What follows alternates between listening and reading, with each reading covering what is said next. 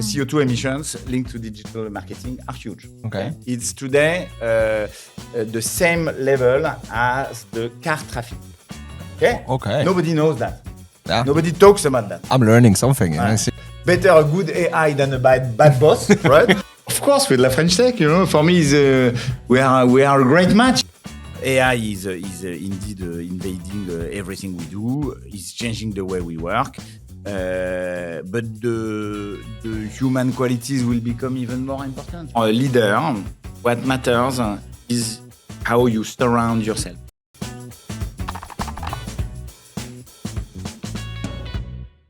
So, welcome everyone. Welcome to our dear guest today. So today we have two special guests, Valéry Gaucherand, who is the president of L'Oréal Baltics and Poland, travel across multiple countries, work in multiple countries. I would just read a few of them because there were so many, like Vietnam, Turkey, Mexico, Chile, UK, Ireland, and now Poland. We are traveling already. And on top of that, you have been recently appointed a president of the Polish-French Chamber of Commerce. So we'll talk both about tech, about your career at L'Oréal, and about your vision for the chamber. Very good. Yeah, and so on top of that, basically we have Joanna Jaroch-Pszeniczna. I have worked on this one so many times. For the couple of years we know each other. Mistake after mistake, but we get it here. So basically, for your mission as a president, you have the fantastic general manager, Joanna, that is basically leading the way on the operational aspect. So we are very happy to have you with us. And full disclosure, Joanna and French Tech, have been collaborating together for a while and trying to push that collaboration even further. Part of the Team France. So we are very, very happy to have you both here today. And yeah, let's get into it and get to know you a little bit better. To the question, Valéry, we'll start with you and with your career and everything that brought you to Poland here today. So what's so special about L'Oréal that kept you for 25 years? 26, actually. 26, wow. Time is flying by quickly. And how do you find Poland? How do you like it here? How Poland compared to other countries you have lived here, lived and work, and the culture, the business environment? So L'Oréal, 26 years, everybody is asking me the question. So I must say that I'm used to this question. Okay. So indeed, I was not really predestined for cosmetics, for beauty products.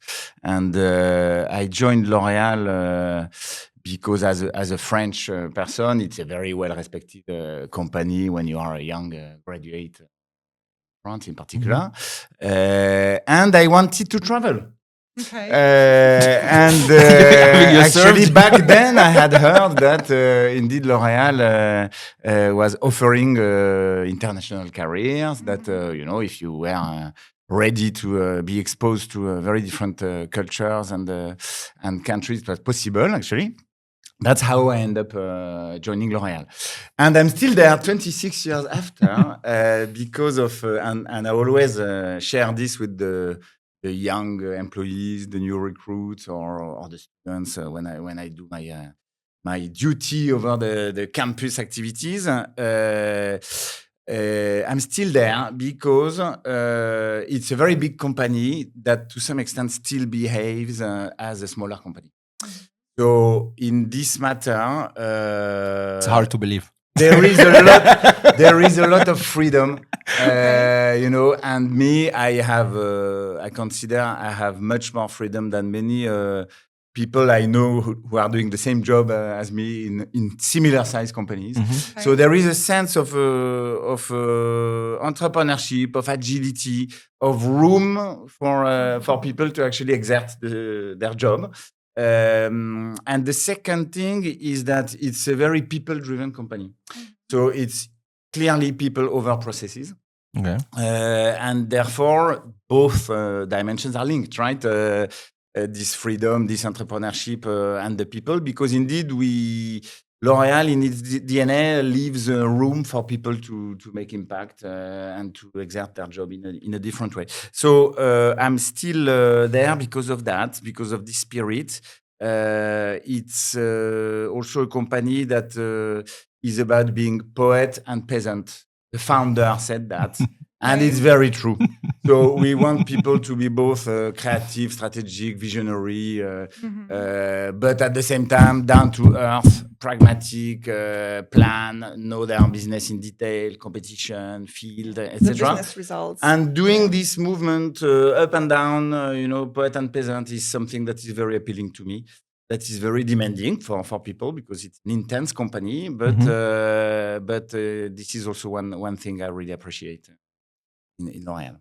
Great. And how about Poland? So How Poland. about L'Oréal in Poland? So Poland is for me is a very interesting country because it's one leg in Europe and one leg still emerging somehow. Yeah. So me, as you named a few exotic countries in this list, I have had a more emerging market, I would say, experience. So for me, landing back in Europe after so many years away and landing in Poland is actually great because I believe Poland still has many opportunities to do, right? So it's more in the mindset how to go beyond maybe sometimes the half-empty glass of Polish culture in this region. But for me, the most interesting of Poland is that we hear a lot about of course, the economic development of Poland, the socio-economic development. But is it catch up or is it leapfrog? Me, I find very interesting that in some aspects Poland is catching up versus the West, but in some other aspects Poland is actually leapfrogging to a more advanced level than Western Europe, for example. So I find this place very interesting for that because when you discuss with Poles. You feel sometimes the benchmark is Western Europe, Germany, or so, say, because there's sometimes not so much inspiration to get from there. Yeah. But when you dig in, you see that really there are many things that Poland is actually doing an excellent job. And voilà, there is more. The Western Europe is not the alpha and omega, right? And I think Poland is inventing its own way of inspirations, but it's really how Poland can go further with this ambitious mindset. And voilà, so that's what I'm discovering. That's what I have discovered here for the past 3 years, and that keeps me actually enjoying very much the opportunities here in Poland. Cool. And if I may bounce on what you say, basically L'Oréal trying to have a culture of entrepreneurship within its structure, right? And knowing how entrepreneurial the Poles are in general. Do you see that basically reflects on the way that your teams are evolving, and they are operating in terms of being entrepreneurs by culture compared to the previous countries where you were, maybe that don't have such entrepreneurial mindsets? Indeed, Walid. I think Poland is very dynamic ecosystem. So when we took, for example, when we look at digital, but it's a very dynamic ecosystem. Structuring year after year. It's still a younger population than Europe on average. Okay, not for so long still, but still younger. It's the second open data inventory country after Singapore worldwide. There are 16 million users of the Polish government app active, which is not small. Bleak is channeling 10% of the Polish GDP almost, with more than 2 billion transactions per year. We are number 2 in Europe for contactless payments, and we have one of the biggest marketplace worldwide with Allegro in the top 10 of the marketplaces worldwide. So that's an example. There is an already good ecosystem, and indeed, I was struck arriving in Poland how indeed some Polish companies, startup, are doing a fantastic job in this country, right? So then. for me, for L'Oréal, it was more, are we doing this? Okay. You know, Yeah. are we taking Capitalizing advantage on that, of this okay. ecosystem, etc.? So on some things I found yes, on some other things I found no. Okay. And I decided to check a bit the thing so that we can actually be an advanced and a great player in a market that is very promising, right? So, voilà. Then entrepreneurship, me, I've been badly educated because in the countries that I have been, they were also very, very entrepreneurial. You know, Okay. talk Vietnam, Latin America, etc., Yeah. Turkey, Yeah. etc. Okay. So I'm not particularly surprised by this. Okay. It's still a very important component of the ecosystem I have found, but I was kind of used to this, unfortunately. Voilà. So, but still, for me, Poland is an excellent surprise, you know, and I really discovered that coming from Asia, where I was coming before, is somewhere halfway in the middle between the West and Asia in terms of digital ecosystem, digitalization of the life, etc. So super interesting. Okay. You shared so many things about Poland that are great, and we know that e-commerce especially is booming. Mm-hmm. So what is So- bad? This we know, but like the question is, how did you set up your priorities when you came here? Yeah, Like absolutely. as a leader of such a big organization with the brand that is already somehow established on the market, because one of your role is to leading the digital transformation within L'Oréal. So what was the number one, number two, number three? How did you put it in motion when you came here? Okay. So first, indeed, me, I always look at e-commerce very closely because e-commerce is a very important channel for L'Oréal worldwide. It's close to 30% of the sales you can find in the annual report. But most importantly for me, e-commerce is not just a sales channel, it's really a marketing channel and a consumer engagement channel. That's the way I look at it always. So here in Poland, we have a very sizable already dynamic and highly penetrated, by the way, e-com market, because more or less everywhere, everybody having a smartphone does e-commerce, right? So penetration is kind of done. In terms of beauty e-commerce market, here is the fourth biggest beauty e-com market in Europe. So after UK, Germany, and France. It's 22-23% of the total beauty sales. So it's significant already. It's growing at close to 20% per year. So it's still a bit of a functional Western type of shopping, right? So not yet so much into exploration and entertaining like we can find in more Asian markets or even Turkey or Latin America, but getting closer to more interesting experience, more personalization, more virtual try-on solutions, some assisted diagnosis. These kind of things are starting to be embedded in the Polish e-commerce. So knowing that for L'Oréal, the topic is moving from beauty for all to beauty for each. You know, e-commerce is a very important channel also for us to ensure a more personalized consumer engagement and shopping experience. So I always look at e-commerce first because it's a no-brainer, and here there is Allegro also. Allegro, which is quite unique within Europe, because in Europe there are not so many marketplaces. There is one big one starting with an A, coming from. We don't say we don't talk about it.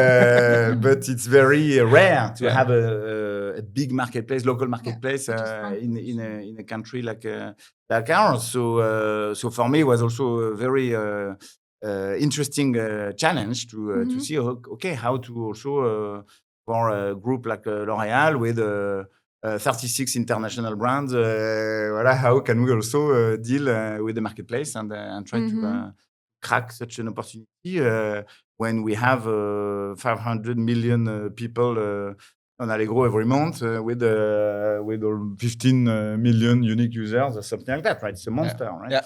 So so I always look at this, and then to really engineer maybe more transformation in terms of digital. honestly, the first thing is the mindset, right? Okay. And this you can have it everywhere in Poland, in Baltics, in any country. And the mindset for me is really the growth mindset, the ability, the willingness to learn. There is so much you can know as a leader. You don't know what you don't know. But the topic is to try to know as much as you can yourself, with your teams, with your partners, small and big tech, whomever.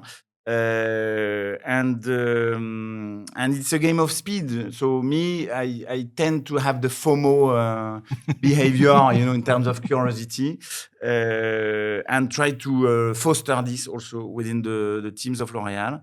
So you must be served with AI lately in terms of FOMO. Yes, for sure. Yeah, exactly.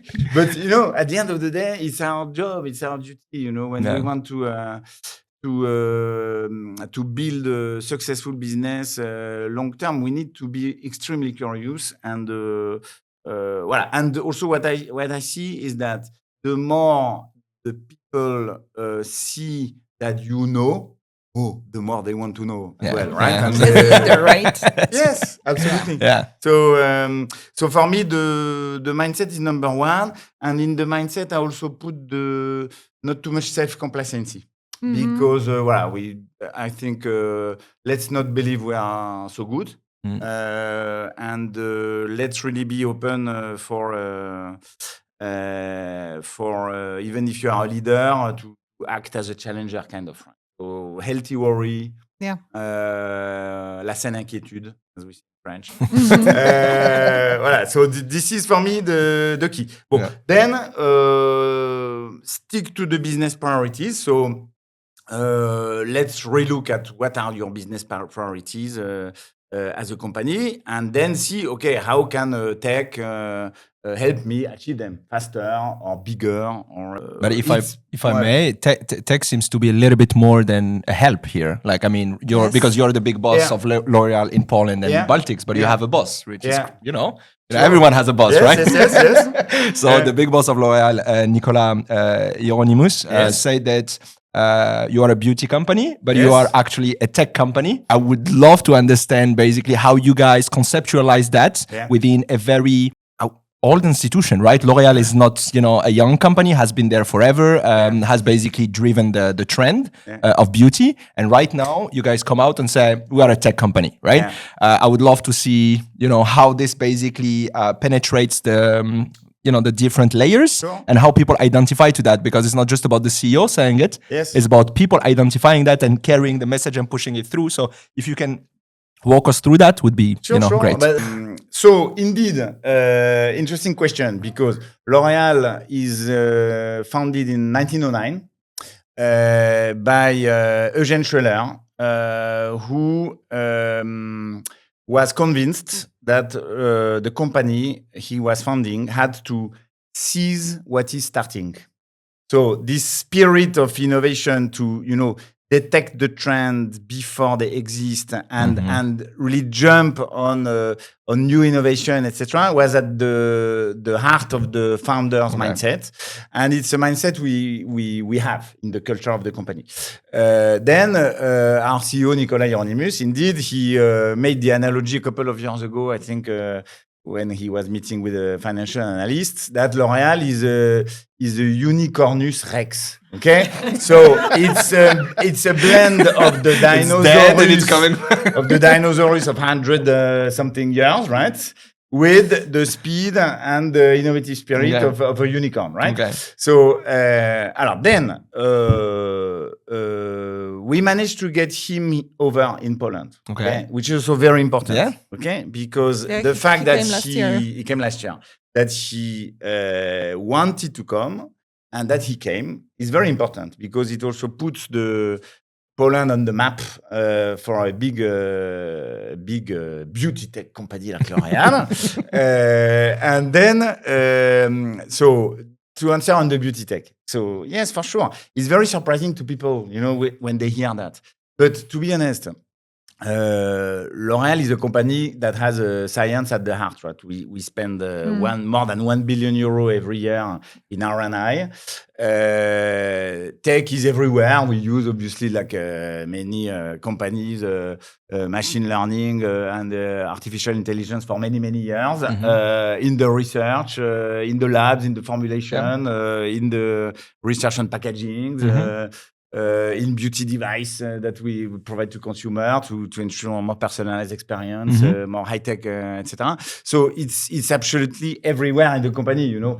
And for me, it's no surprise that now, of course, L'Oréal is about beauty, but L'Oréal is about every year at CES in Las Vegas, reaping the fruits of all the innovations it presents to the community of tech, etc. So there is a reality there, is that to ensure state-of-the-art product experience, service experience, beauty experience of the consumers, you need to be very advanced and develop cutting edge things for which obviously tech is very precious, right? So we don't oppose a beauty company and tech company. You know, the challenge for us, if we want to keep our edge, keep offering the best to consumers. It's normal that tech is embedded in what we do every day, right? And so your basically the employees carry that also in the way that they process, you know, or they see the company on a day-to-day. Is that, you know, it's not just basically selling creams and, you know, things to be beautiful, but actually they understand that the development or the future of L'Oréal comes out of what you were saying at the very beginning, the personalization of the service, that people feel that they are that they have a product that is really fitting for them. And is this due also to the high level of competition that is on the market? Because from what we know, entrepreneurship is the barrier to enter to the market is lower and lower, right? And jewelry and beauty are one of the top sectors in terms of margins, right? So it attracts a lot of new players, right? That often are much more flexible, faster than you, have less cost because everything is online and so on. So is this what you guys are fighting? Sure. Yeah? Yes. So to answer your question, employees are very proud indeed to have also a company that is really trying to stay ahead of its game in the tech, in the digital, etc. So for sure. Second, it's a very big market. The beauty market is bigger than the mobile phone market, right? It's a big market. Then it has always been a very vibrant market, meaning a lot of new entrants. What is difficult is not to enter the market. It's to stay. Is to stay. Is to stay and to build big brands. Absolutely. So that's why also for example, in the acquisition strategy of the group tends to, I would say, acquire small brands and make them big or huge. Yeah, right? absolutely. So we are fine with this very competitive market, but indeed, to keep your edge, build bigger brands, you need to actually do a hell of a job also in terms of tech and and innovation.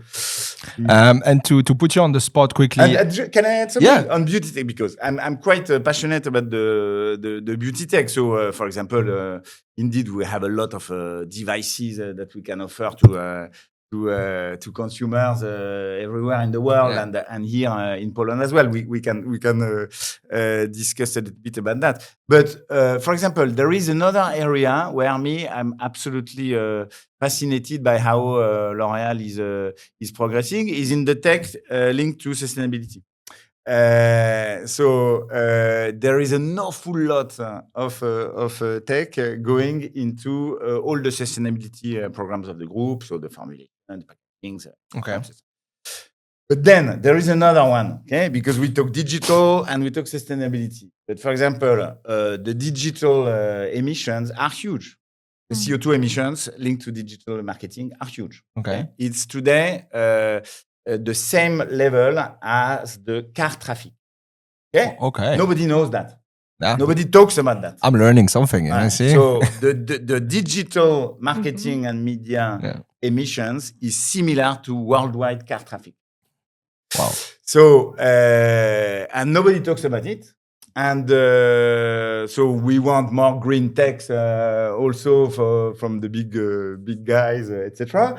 But what do we do, to manage our emission when we are a big company, the fourth biggest advertiser worldwide, which is the case of L'Oréal. Okay. Yeah. So for example, Poland was the first country right after France to cooperate with a startup called Impact Plus to manage our digital media in a greener way.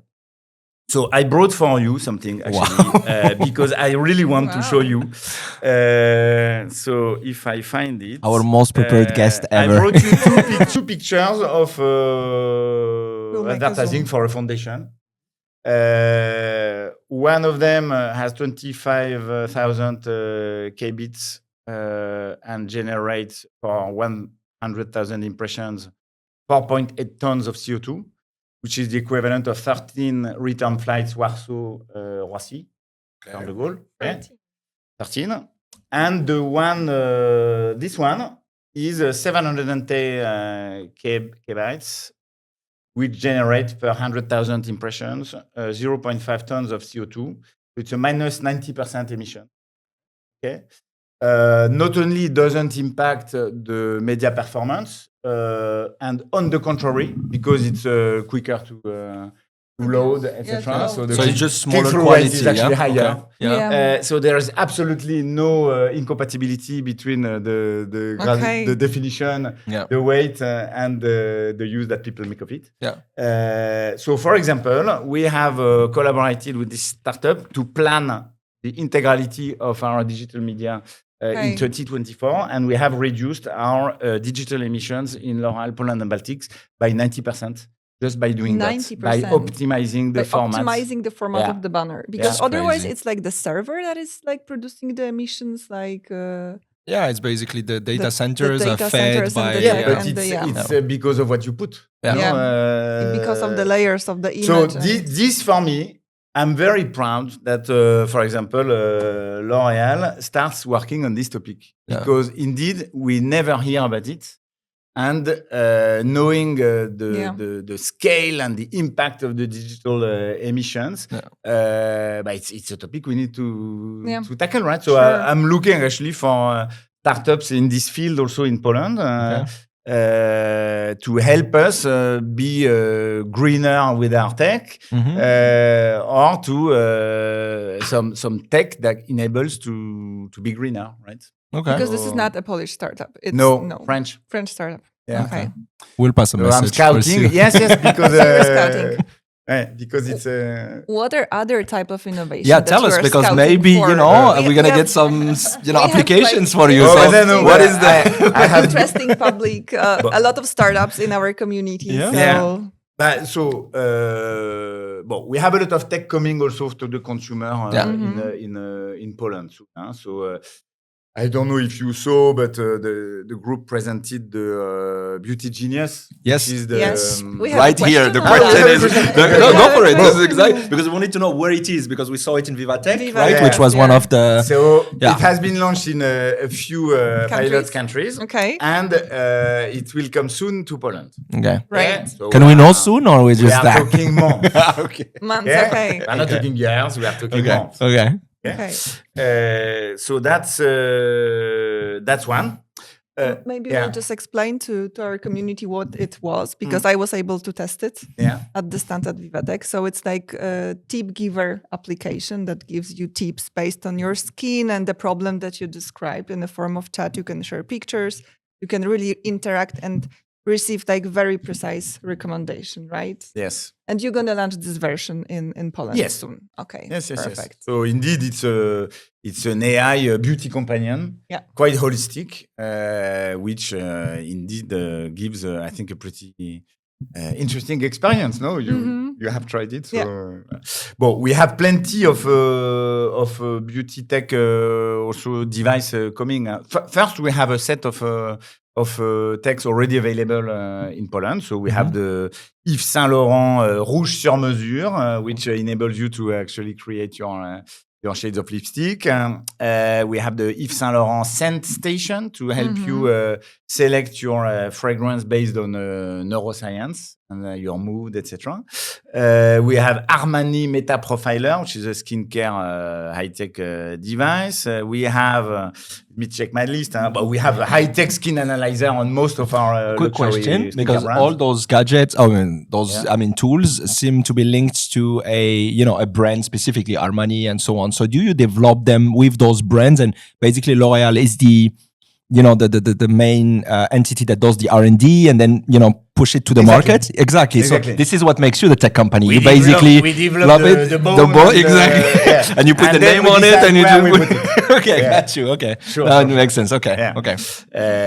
For example, the Beauty Genius starts with the brand L'Oréal Paris. Okay, yeah. But voilà. Let's see going forward. We have the water saver with the Polish hair salon hairdressers. So it's not rocket science, but it's a device to plug on the sink of the hairdressers that saves up to 70% of water. Okay. Knowing that the hairdressers, more than half of their electricity bills is linked to the hot water that they use for their customers, right? So it's a good tech that enables sustainability also and the savings for hairdressers, for example. We have scanners for the scalp with Kerastase. And we have soon coming to Poland also Airlight Pro, which is a revolutionary new vertical of devices for hair drying, etc. Sounds a lot like Dyson, no? It's the idea. It's the idea. I'm just teasing. So plenty of tech coming to Poland to also secure state-of-the-art beauty experience in our country, right? Very cool. Nice, interesting. So you gave us so many examples of the tech that you are using on a daily basis, or you're planning to launch in Poland. But L'Oréal is also known for putting the border, crossing the line where you don't want to feature AI skin or AI hair. Are there any other areas when you don't want to use too much tech because you want to stay authentic and natural? How do you position yourself? We call it responsible tech and responsible innovation. So first, we embrace tech fully, which means that L'Oréal is really embracing technological innovations without wasting time, trying to seize really as many opportunities as possible. Then, indeed, we do beauty. So beauty is for humans. Yeah. It's for real people. And we use tech to enhance all the beauty, but it's for humans. So indeed, our CEO set some red lines, let's say, and one of them is that we don't want actually to have a fake skin, fake hair, fake body, human avatars for our advertising, because we want also to ensure that the human touch is not lost. And since we develop products that have effectiveness and effect on real skin and real hair and real body, we absolutely don't want to defraud that by having artificial skin and hair and people in our advertising. Okay? So that's one. Then you see some social media platforms are developing also kind of human avatars now, even live streaming, and it's not a real person, right? Yeah, the fake Although influencers. Looks very real. Yeah. So this type of things also is a clear red line for the L'Oréal. group. Voilà. So to be honest, we try to follow good common sense of what we are about. We are a beauty company. We are with people. We work with people and sell products to people. So that's what is guiding us mostly. And I would say the bottom line is that if your products are not great, people don't buy them again, no matter the tech that is around it, right? Exactly.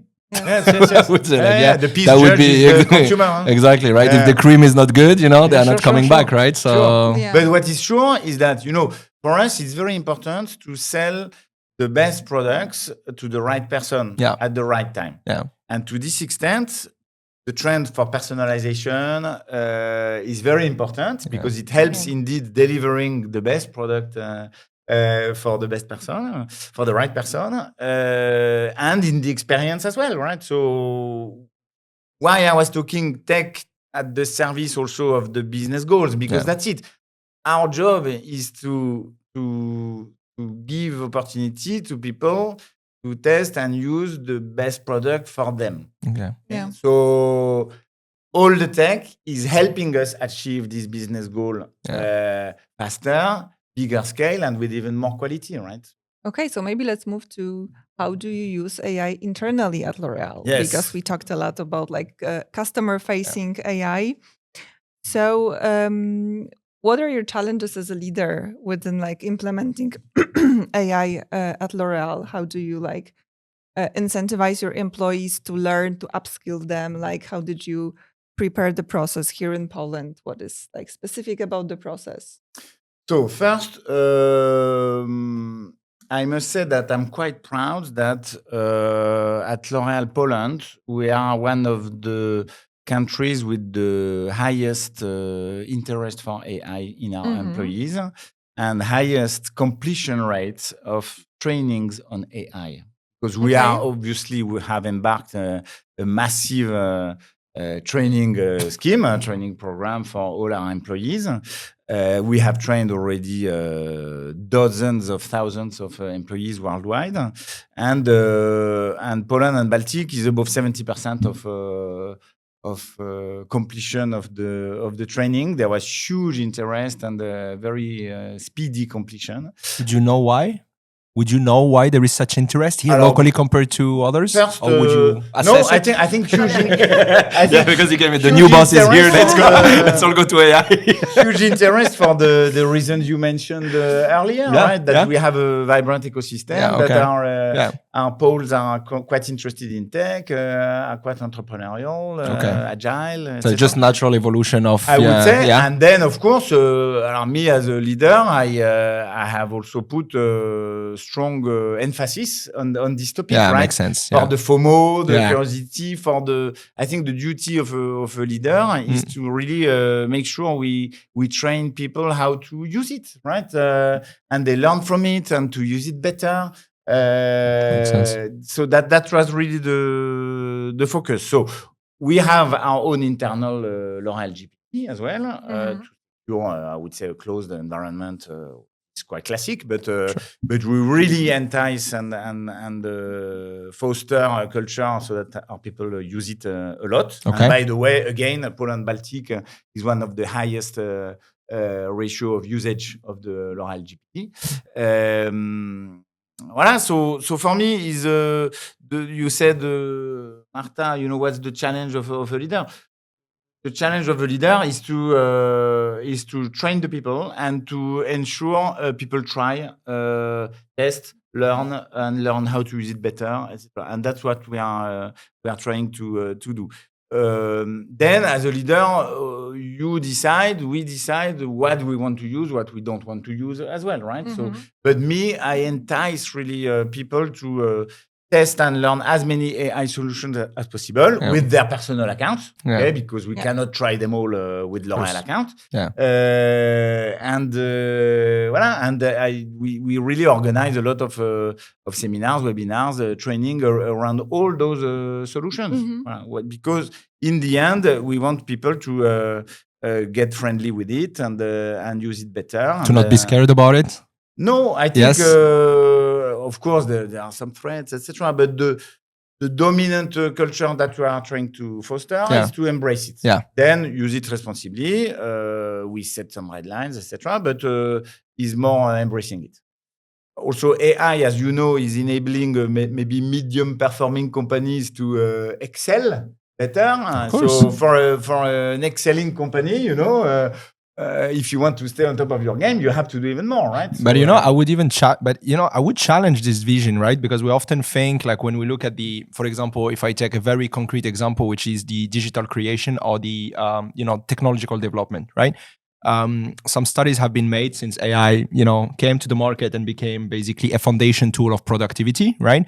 Where you take a junior for whatever digital creation, let's say, or development, right? And you plug AI to that junior. And the results that you get can be 80 to 85% of a result of an expert doing it by himself without AI. Yeah. However, you're going to plug AI into an expert, and the value is very marginal, right? You're going to go a little bit better, but not that much. Yeah. So this is why when I'm saying that here, the vision that you have, you guys being so big and being basically on the top of your game, right?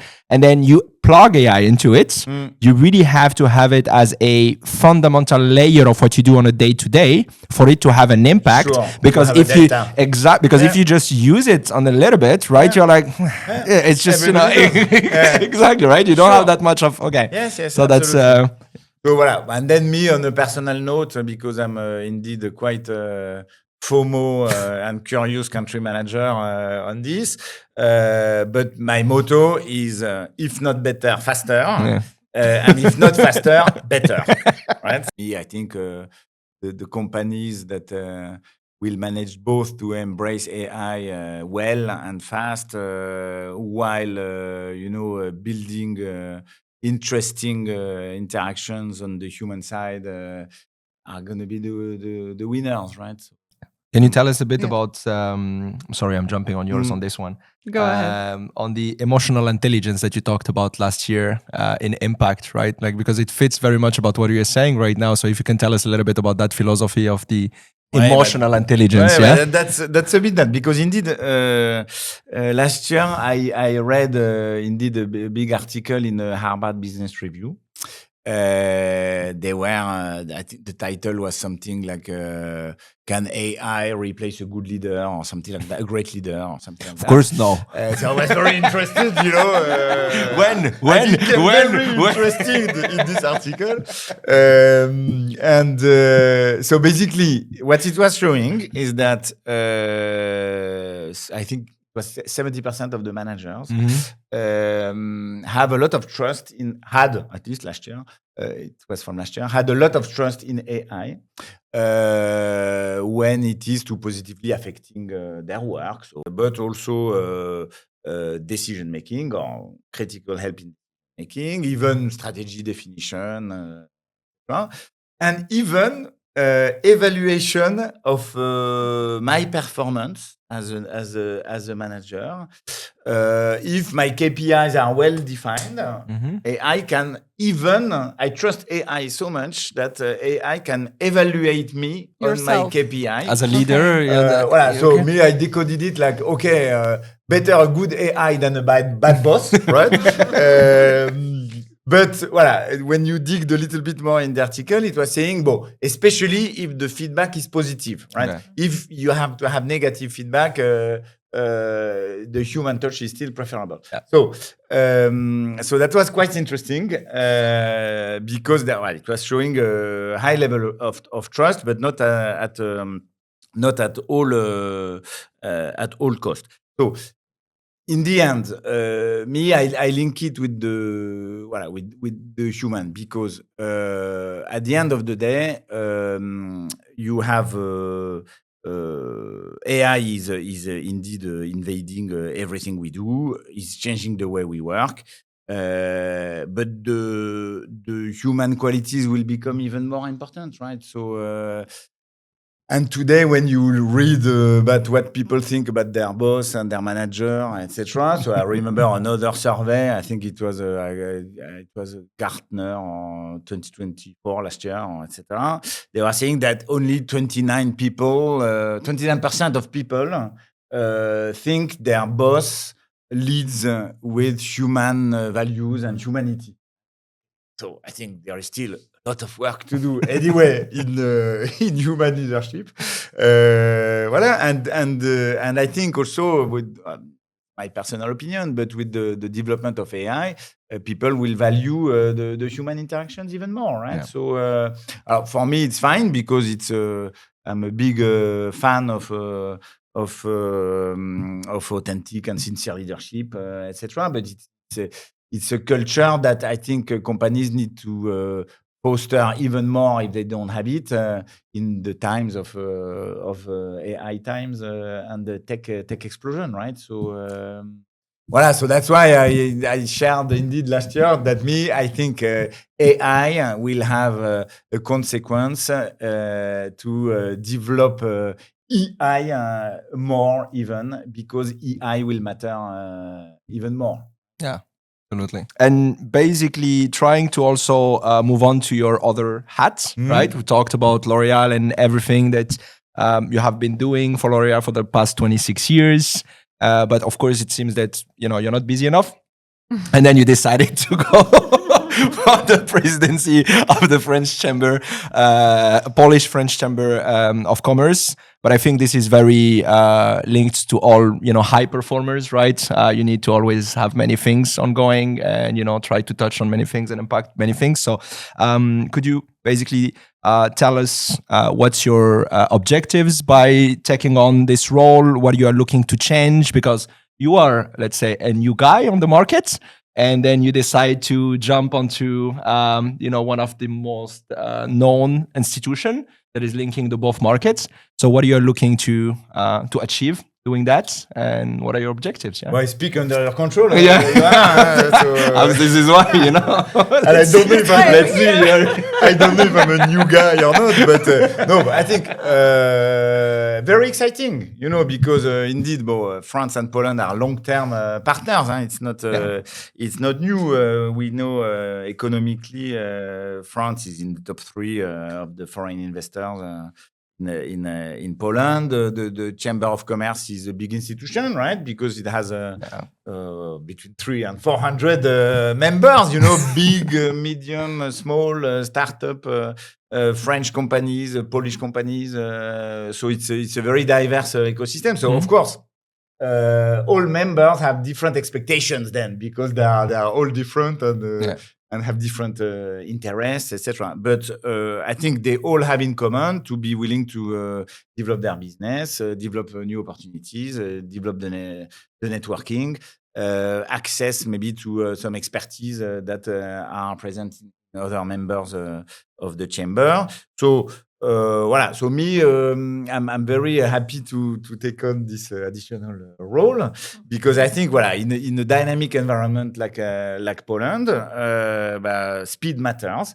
And the duty of an institution like the Chamber of Commerce is also to renovate, get faster, more agile, get more pace even in putting in relation, joining the dots between all the different indeed companies that constitute the membership.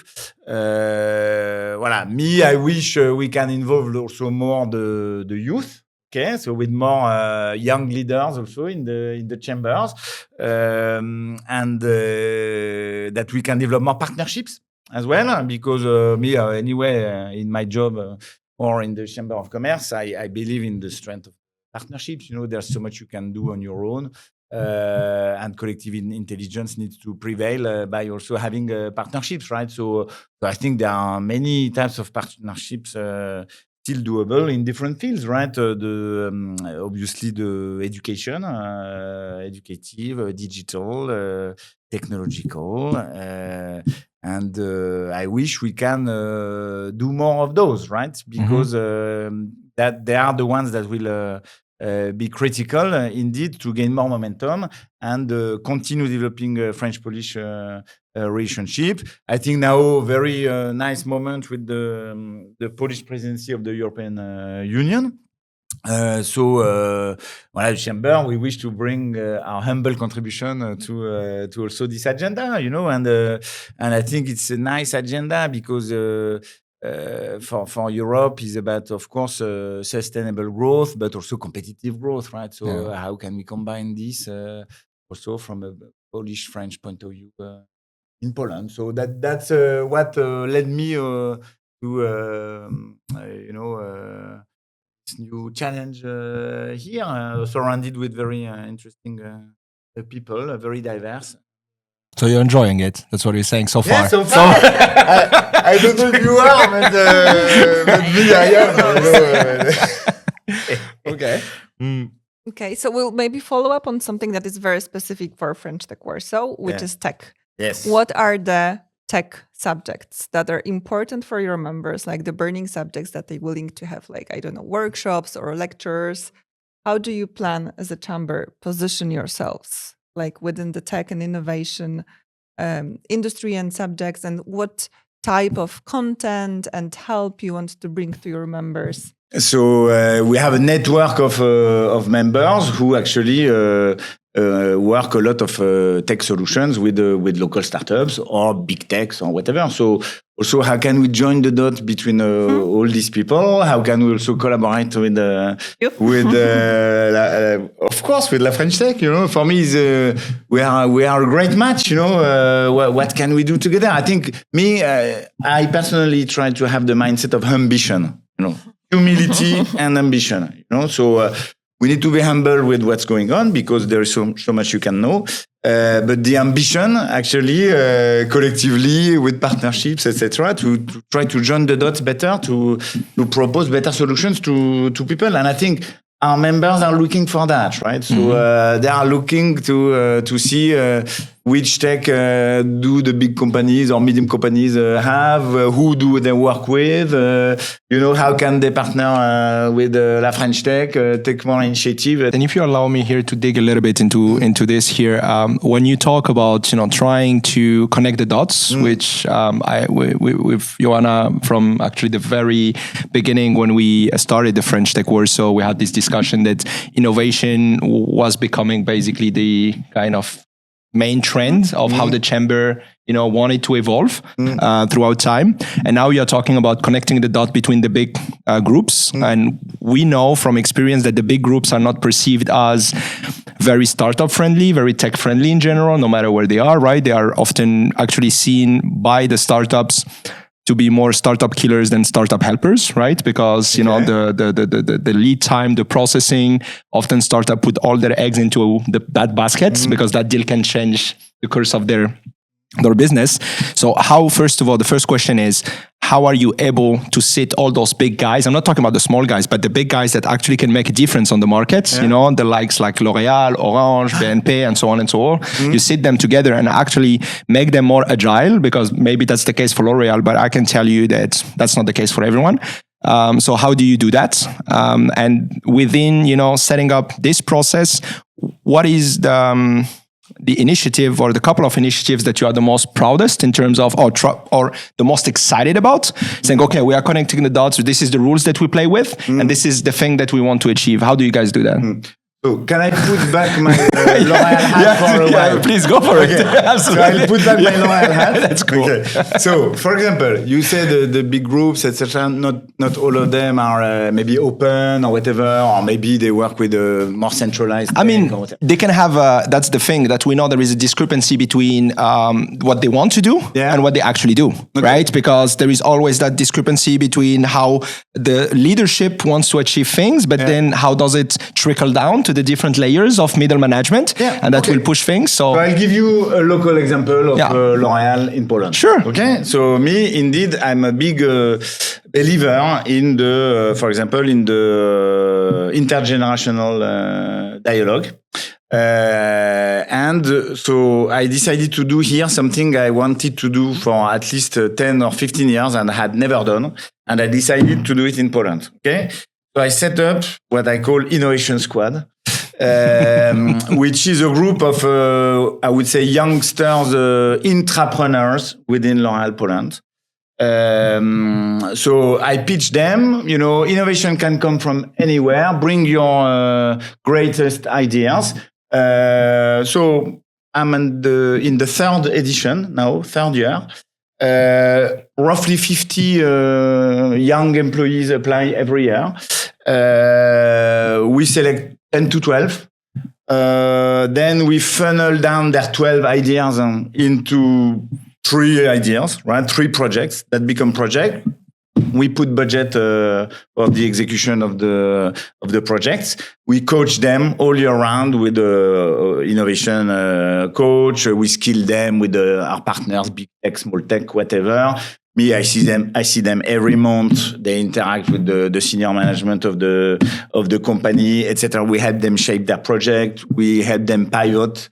And it's absolutely wonderful, and so out of 3 projects every year, I would say 1 is incredible, game changing for our business. Okay. Another one is okay. Another one not so good, right? Okay.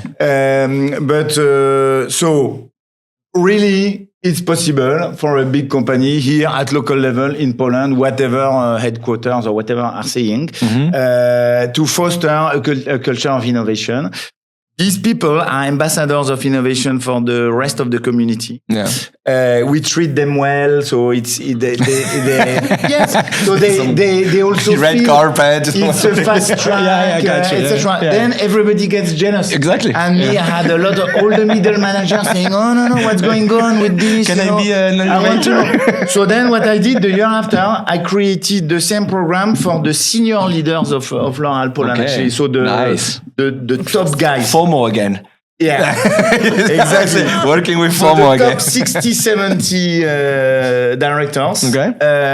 Alors, not to generate new ideas that are additional burden or etc., but to disrupt one big project that they already have in their division or department, and disrupt it with innovation and bring it to next level. But we do the same. We train them, we skill them, we coach them, etc. So it's called innovation hackers.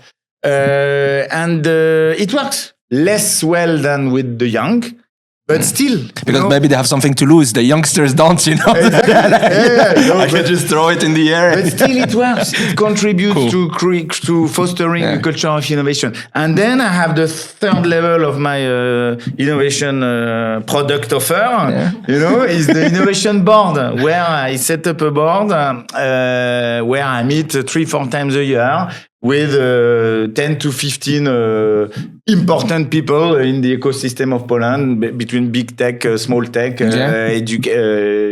educational, etc., media, or and we meet on a bit border, next frontier topics, etc.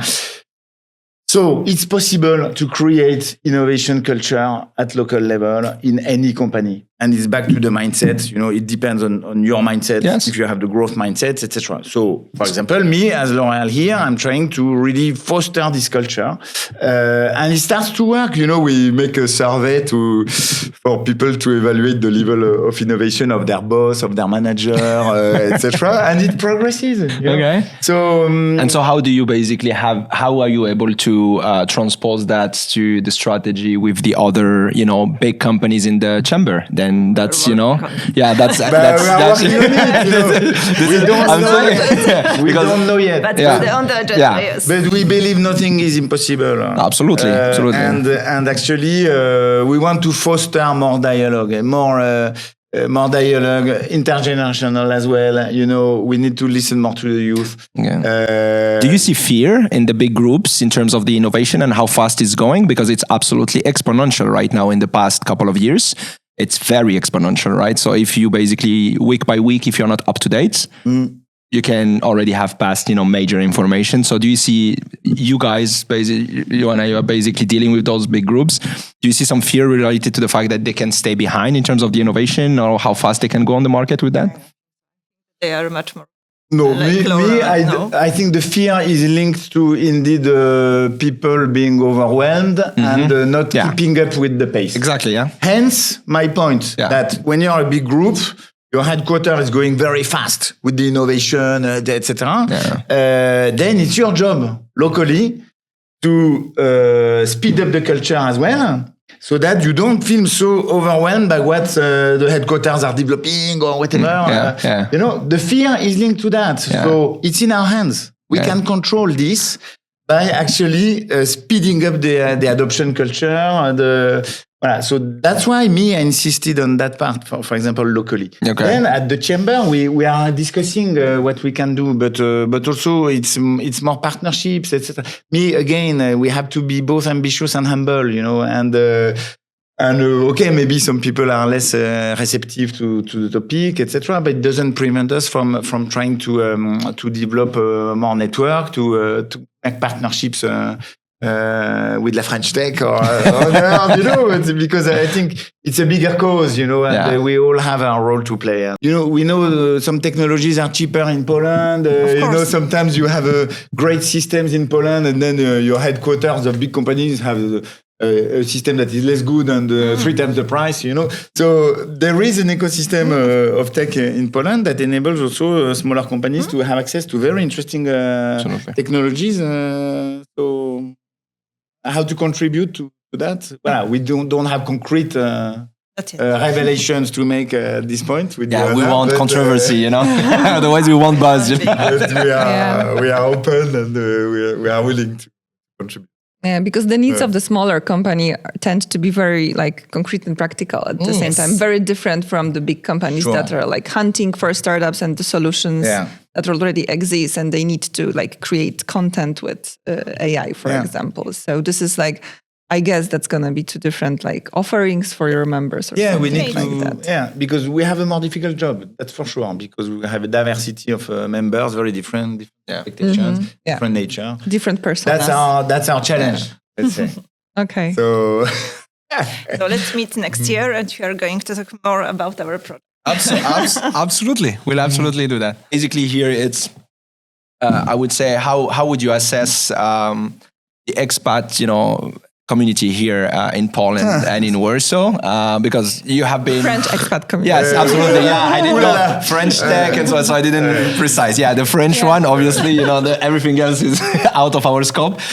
You have been in so many different countries, have led so many, different teams, have been confronted to so many cultures and seen expats. From all around the world, and how they have been acting, how they have been integrating locally. How would you compare the Polish one? Please don't be too nice, right? Give us the raw truth. No, but how would you assess it? And frankly speaking, there is also the aspect where Aurélien Deleuzier, who is basically offering us this studio, he's always talking about there is expats and there is immigrants, right? So we are immigrants, right? And that's a different status from expats, right? So this is what I want to I want to put that all together. And how would you assess this in Poland compared to your previous experiences? So honestly, again, me ambitious. Okay, so first humble, because I don't know them all, right? I don't know. I only know one part. There's many people that I don't know. So first, it's difficult to know it all, right? Because it's a big community and growing, I think. And then so humble in my answer, ambitious then, because actually the vibrancy of the foreign expats, whether they're French or other nationalities or binationals in the countries of the world, is the ability both to keep their identity and build bridge with the local culture and blend with the local culture and be open to the local culture, right? So personally, I try to be a bit like that, right? By choice of my life after 26 years of expat, something like that. But honestly, I think it's very difficult for me to answer because I only know the people I know, but I'm eager to know more. And I think what matters is indeed the openness of the French, or not the French, the foreign communities, to indeed open up and be willing to be a good citizen, ambitious citizen of the country they live in. Mm-hmm. Absolutely. So are we doing the quick fire round, yes. Questions right now? So we have prepared something special to the end, very quick questions for both of you. So I would expect you to, have a quick answers, no thinking, just go for it. Whatever comes up, right? Yeah. And then we promise we free you. Yeah. So the first question is, what's the one piece of technology you wished existed today? I know mine. Me too. Never mind. Okay. First, no, you start. Yeah, he's struggling. You go for it.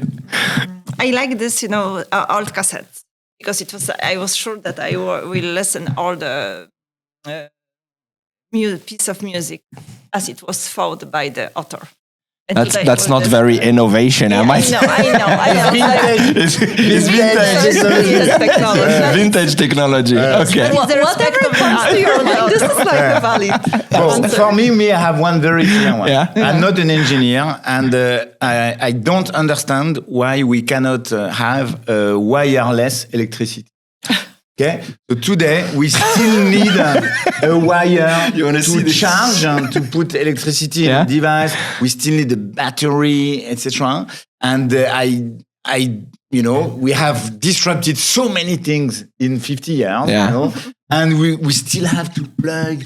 We still have to have huge batteries, even for the car. Yeah. So the inability to store energy in different ways, invisible or wireless, for me is what is missing.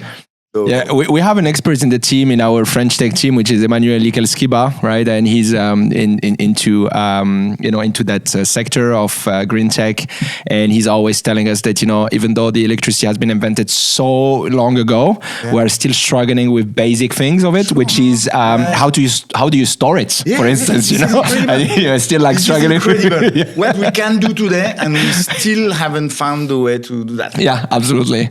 So, what would be yours actually? That's a good question for you. Well, for me, it's everything related to sleep technology. I'm a health geek, and I really like to optimize, measure all the things. So, and I do believe there is a lot of tracking around sleep, but not much tools that can really influence and improve your sleep. Enhance it. Yeah, enhance it. So, and I know it's crucial for health, and it's crucial for your mind, for everything. So I'm really surprised that there's a lot of products that can help you track, but not really optimize. So I think this is huge market to address. One that comes to my mind. And it's 1/3 of our life. Yes. Right. So, absolutely. I mean, for the ones that sleep actually 7 or 8. Yeah. Depends on the people. Exactly. 1/4 exactly. Something like that.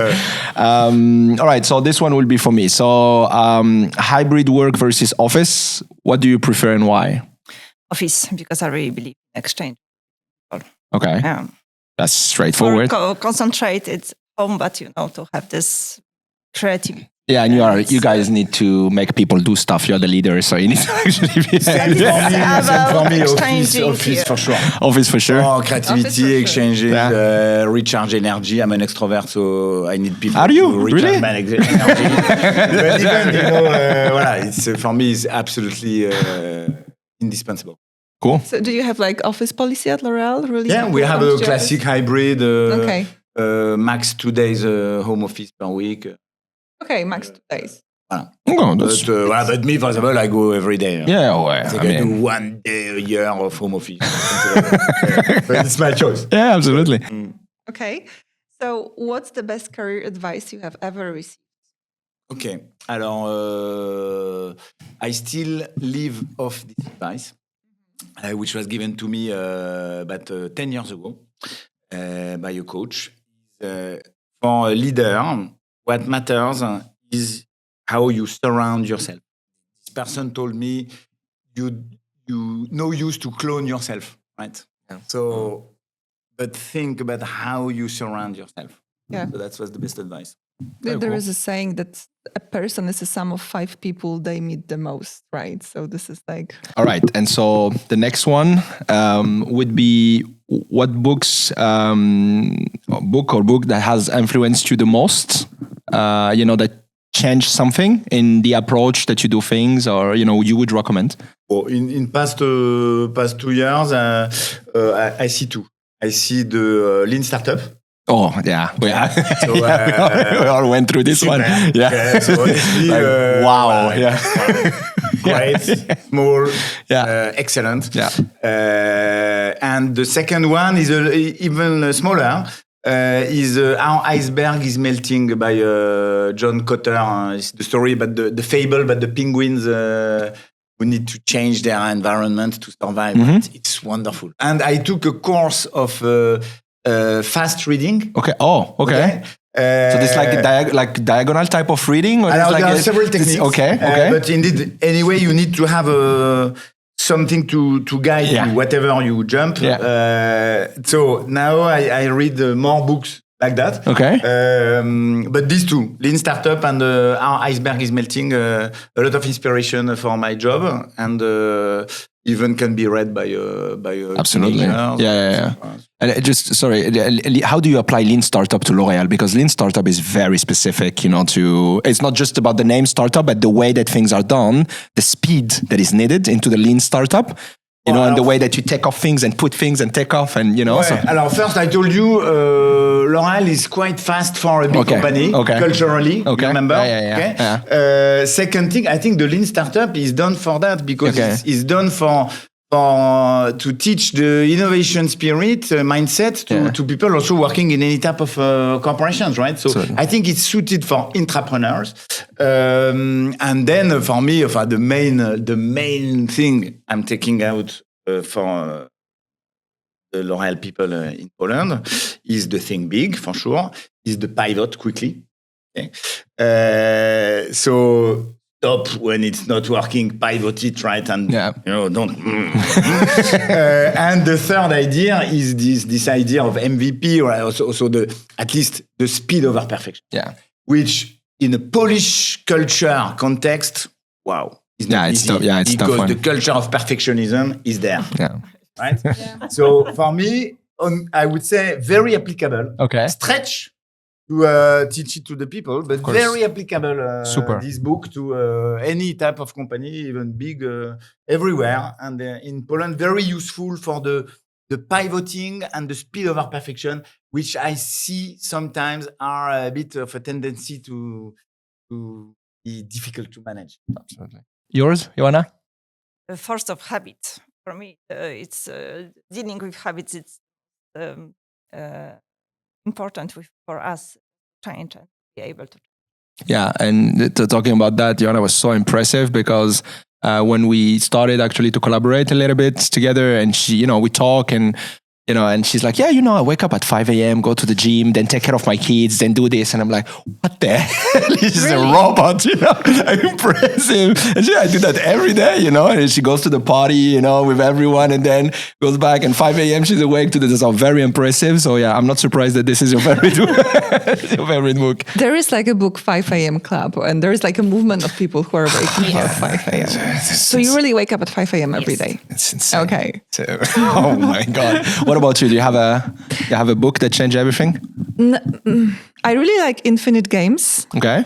Because it really shows you the approach to like dealing with people, dealing with obstacles, like, building your life and like perception of things, and how you want to contribute, and how it's like, how is your attitude?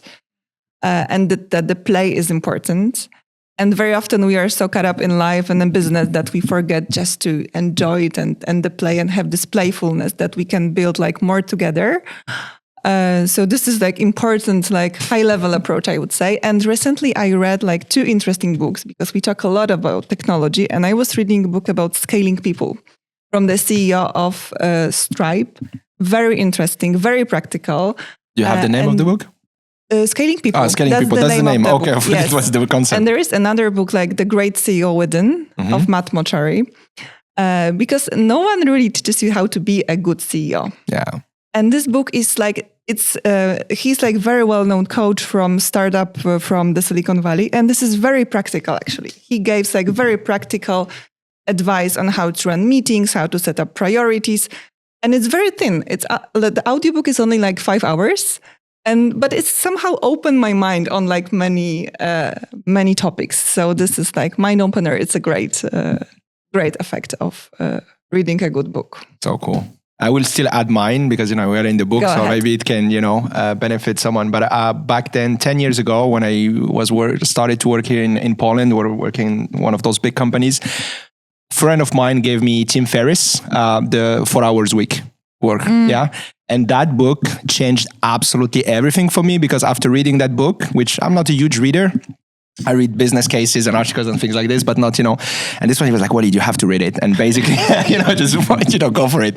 And then I read that book like very quickly, like in a couple of days. And basically a week after, I basically applied the principle because Tim Ferriss says that there is all the tasks that are not generating an income or profit, they're not added value. You can outsource them.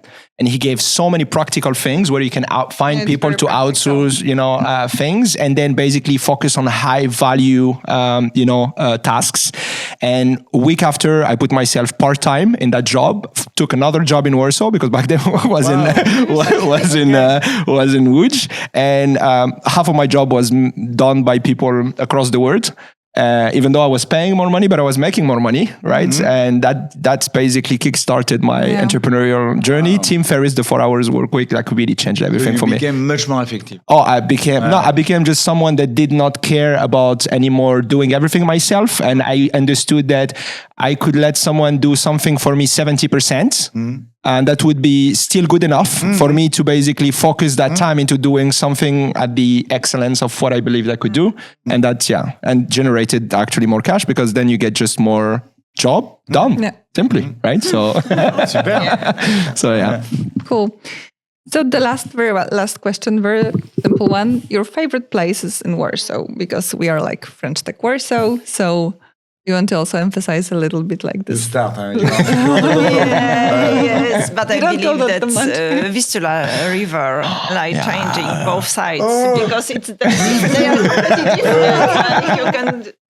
That's true. Okay. And you can go. Me same. Vistula River. But which side? Depends which side, which mood. Me, I live on the other side. Which what is the other side? Because for the other side, we are the other side. Valéry, so which? I'm very bad with directions. It's the Saska? Saska, you are? Saska. So okay, in Saska, right? But I go both sides of the Vistula. I think indeed for me is the Vistula River, and indeed. For me, the main thing is the metamorphosis of the city. Amazing. From 50 Shades of Grey to really the blooming of green and the things out there everywhere. Yeah. Very sudden change. Yeah, absolutely. So we are praying for it to happen soon. But I think when the city transforms with the spring, then the Vistula River is. Yeah. And what about you?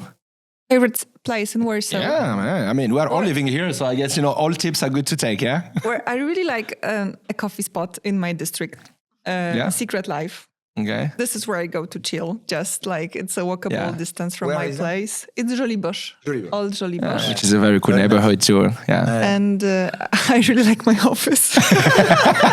Which one? In Europejski? We work Europejski. Oh, this one is it's very cool, So hybrid versus office. Absolutely. And I think I would recommend also to anyone to basically to link all that is to, grab a coffee, anywhere in spring, late afternoon, put some music in your ears, right? While the sun is, going down, sunset is happening, and walk through the city to go to the riverside, and then you drop your coffee there and get yourself a little drink and sit on that beach and get, get the DJ and the music and the people around. And, it's crazy to say, but Warsaw is definitely, I think, one of the last El Dorado, hidden places of Europe. And we have the chance to see it grow before our own eyes. So really incredible. Yeah. So. Thanks a lot, guys. It was a pleasure to have you. Thank you very much. It was great having you. Absolutely. And so you will have basically the possibility to see everyone's profiles and all the books in the description. Follow our pages, social media, our website, lafrenchetechwarsaw.com. And we're extremely proud to have you. We were talking about it for a while, and Valéry even, very proud that you made it for us and gave us all that time. And see you next time. Thank you very much for inviting us. Thank you. It was a pleasure. Merci beaucoup. Merci beaucoup. C'est un plaisir. Thank you.